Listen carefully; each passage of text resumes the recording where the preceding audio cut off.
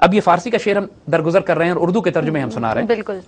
کہ پھر وہ کہتے ہیں کہ پھر ذات باری کی طرف سے بادشاہت ہمایوں تک پہنچے گی اور اس دوران قدرت کی طرف سے ایک افغان ظاہر ہوگا.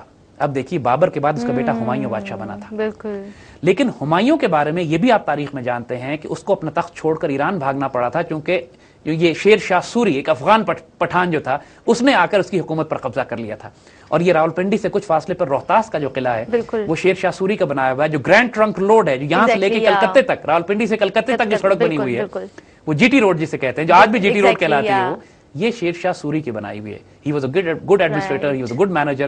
اور حالانکہ 4-5 سال اس نے ہندوستان پہ حکومت کی, لیکن جو سڑکیں بنائیں, جو قلعے بنائے, اور وہ اس کا آنا ہمایوں کے دور میں اور ہمایوں کو تخت سے ہٹا کر ایران روانہ کر دینا, یہ پورا واقعہ انہوں نے لکھا ہے کہ بعض نوبت از ہمایوں میں رسید از ذوالجلال ہم دراں افغان یک از آسماں پیدا شود, کہ ہمایوں تک بات پہنچے گی لیکن اس کے زمانے میں ایک افغان پیدا ہوگا جو ایک اللہ کی طرف سے بھیجا جائے گا. اور پھر پورا انہوں نے فارسی کا ایک لمبا کلام لکھا ہے ہمایوں کے حوالے سے خاص طور پر کہ ہمایوں بادشاہ کو حادثہ پیش آئے گا, شیرشاہ اس کا نام ہوگا, یعنی شیر شاہ سوری جو ہے باقاعدہ نام دیا ہے اس کا, وہ دنیا میں ظاہر ہوگا. ہمایوں ایران چلا جائے گا اور وہاں سے مدد لے گا, پھر اس کے بعد وہاں سے واپس آئے گا, ہندوستان پر لشکر کشی کرے گا, حملہ کرے گا, شیرشاہ مر جائے گا, اس کا بیٹا تخت پہ آئے گا لیکن ہمایوں اس کو شکست دے گا. یعنی ایگزیکٹ ٹو دا پوائنٹ یہ فارسی کے اشعار میں یہ پورے واقعات بیان کیے گئے ہیں.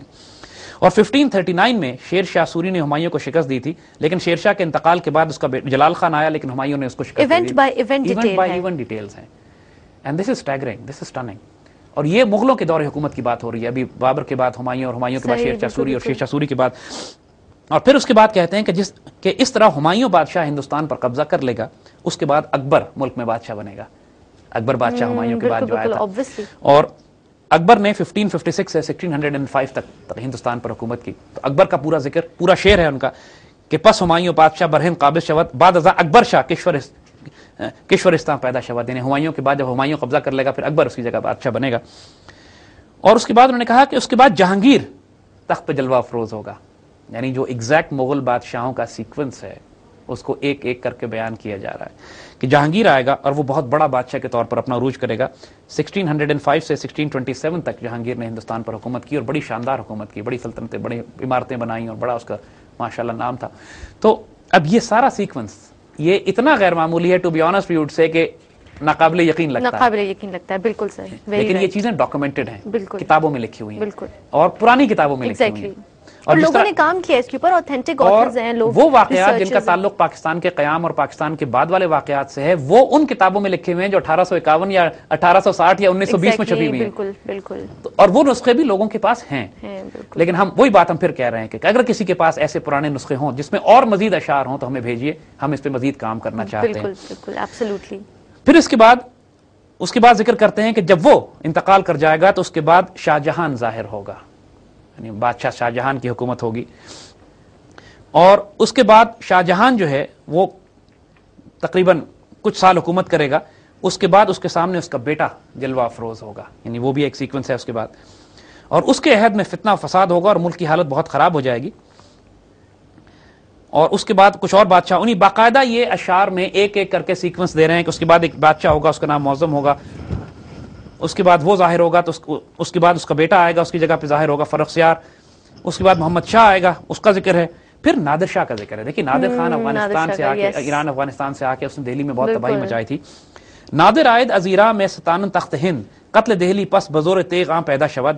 نادر شاہ ایران سے آئے گا, ہندوستان کا تخت چھین لے گا اور اہل دلی کا قتل کرے گا اور تلوار کے زور سے بڑا فساد برپا کرے گا. اور 1739 میں نادر شاہ نے دلی پہ حملہ کیا تھا اور بہت سخت تخت و تاراج دلی کو کیا اور بڑا قتل و غارت ہوا. نادر شاہ کی حملے کا ہسٹورک ایونٹ ہے یہ سارا, اور باقاعدہ نادر شاہ کا ذکر کہ وہ ایران سے آئے گا اور ساری تباہی مچائے گا, اس کو اپنے پورے شعر میں ایگزیکٹ انہوں نے سیکوینشل ہسٹری کے سیکوینس میں بیان کیا. پورے ورلڈ کو اوور ویو لے رہے ہیں, اٹس ناٹ دیٹ کہ صرف سب کانٹینٹ, پورے ورلڈ کا ایگزیکٹلی. اس کے بعد انہوں نے اور ذکر کیا, کچھ اور بادشاہ آئیں گے. اور اب یہاں پہ بڑا انٹرسٹنگ, کیونکہ شعر جیسے ہم نے عرض کیا نا کہ مختلف جگہوں پہ آگے پیچھے ہو گئے, ترتیب کا تھوڑا ایشو ہے, لیکن واقعات ایگزیکٹ ہیں. بالکل بالکل.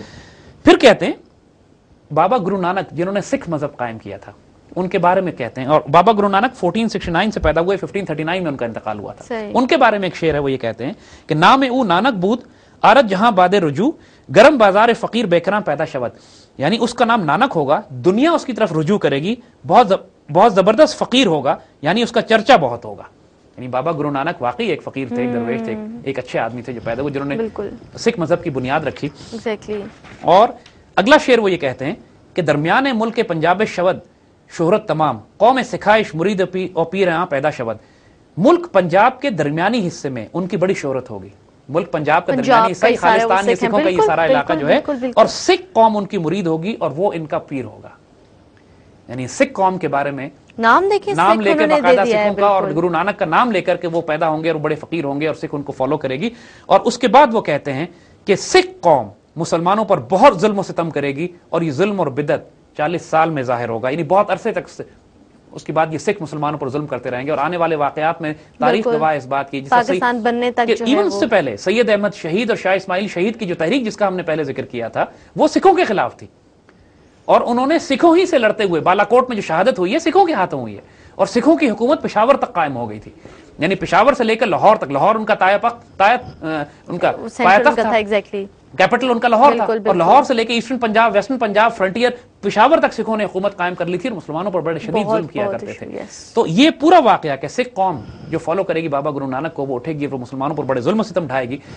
تو آج ہم اس معاملے کو یہاں تک سکھوں تک روکتے ہیں، اور آئندہ آنے والے پروگراموں میں ہم انشاءاللہ انہی اشعار کو لے کر آگے چلیں گے.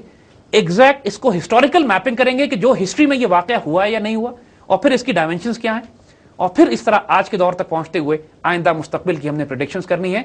یہ ایک غیر معمولی سبجیکٹ ضرور ہے، but we would like to discuss this. Yes. اور انشاءاللہ آنے والے پروگراموں میں اس پر مزید بات کریں گے. بہت شکریہ زید صاحب. And if in the meantime اگر کچھ لوگ ہمارے ساتھ شیئر کرتے ہیں تو that will also become a part of our research and all that. Thank you sir. Viewers آج آپ نے ملاحظہ کہ ہم نے جو ایک نیا سلسلہ شروع کیا ہے نعمت اللہ شاہ ولی کے حوالے سے، اس کی آج پہلی ایپیسوڈ تھی براس ٹیکس میں. I just can't wait کہ آگے ایپیسوڈز میں کیا ہونے والا ہے، بیکاز اگر جو ہم نے پاسٹ کے جو زید صاحب نے واقعات سنائے ہیں ان کے اوپر اگر ڈیفینیٹلی وہ سب فیکچوئل ہیں اور سب ڈاکیومنٹڈ ہیں، ان کو دیکھ کے لگتا ہے کہ اگر فیوچر کی جو پریڈکشنز ہیں وہ ہم جانیں، وہ ہم سنیں، اور وہ ہم دیکھ سکیں کہ آنے والے دور میں کیا ہوگا، تو that's going to be very amazing. I hope کہ براس ٹیکس کی آگے آنے والی جو ایپیسوڈ ہوں گی وہ آپ سب کے لیے بہت دلچسپی کا باعث ہوں گی. تب تک اپنا خیال رکھیے گا. اللہ حافظ.